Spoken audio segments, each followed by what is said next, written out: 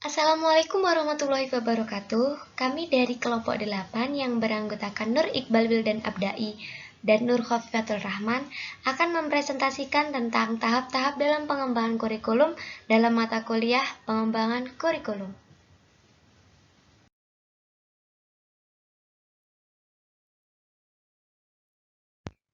Dalam materi kali ini, kita akan membahas tentang tahap-tahap pengembangan kurikulum.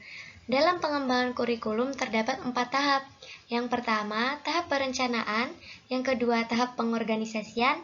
Yang ketiga, tahap implementasi. Dan yang terakhir adalah tahap evaluasi.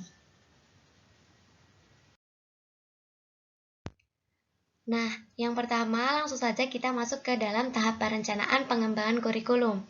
Pengertian perencanaan.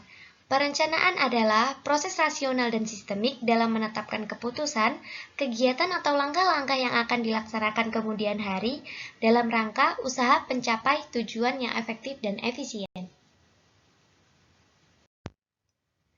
Adapun prinsip-prinsip perencanaan yaitu perencanaan kurikulum berkenaan dengan pengalaman-pengalaman para siswa. Perencanaan kurikulum dibuat berdasarkan berbagai keputusan tentang konten dan proses. Perencanaan kurikulum mengandung keputusan-keputusan tentang berbagai isu dan topik. Perencanaan kurikulum melibatkan banyak kelompok. Perencanaan kurikulum dilaksanakan pada berbagai tingkatan, dan perencanaan kurikulum adalah sebuah proses yang berkelanjutan.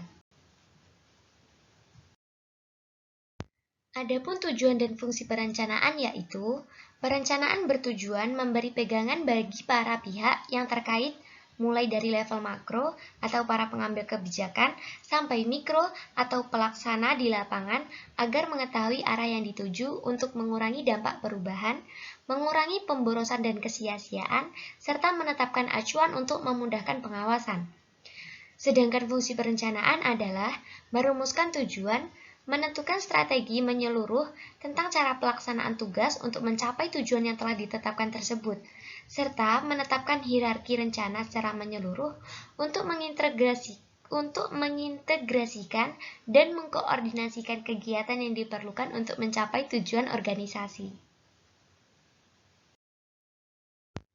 Yang kedua adalah tahap pengorganisasian pengembangan kurikulum.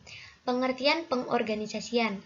Pengorganisasian adalah menyusun hubungan perilaku yang efektif antar personalia sehingga mereka dapat bekerja sama secara efisien dan memperoleh keputusan pribadi dalam melaksanakan tugas-tugas dalam situasi lingkungan yang ada guna mencapai tujuan dan sasaran tertentu. Bentuk organisasi pengembangan kurikulum yaitu kurikulum mata pelajaran, kurikulum dengan mata pelajaran berkolerasi, kurikulum bidang studi, kurikulum terintegrasi, dan yang terakhir adalah kurikulum inti. Berikutnya atau yang ketiga adalah tahap implementasi pengembangan kurikulum. Pengertian implementasi.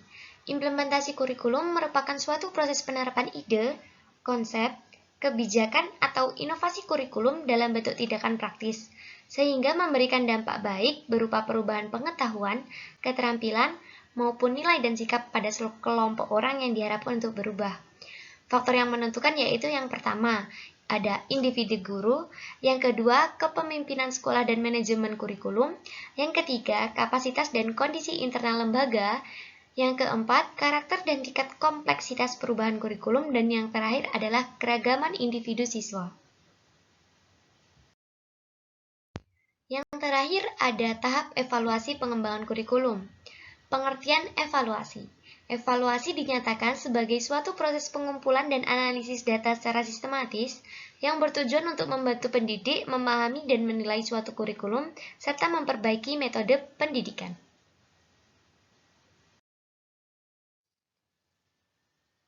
Prinsip-prinsip evaluasi kurikulum adalah sebagai berikut. Yang pertama, tujuan tertentu. Artinya, setiap program evaluasi kurikulum terarah dalam mencapai tujuan yang telah ditentukan secara jelas dan spesifik. Yang kedua, bersifat objektif.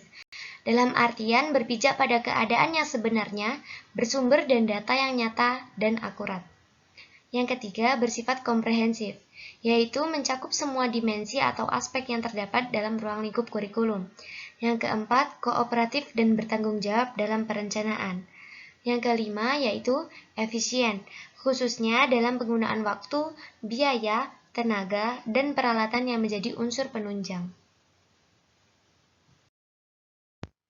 Sekian presentasi dari kelompok 8. Apabila ada yang belum paham atau ingin ditanyakan, silahkan ditanyakan di dalam forum. Terima kasih. Billahi taufik wal hidayah, waridho wal inayah. Wassalamualaikum warahmatullahi wabarakatuh.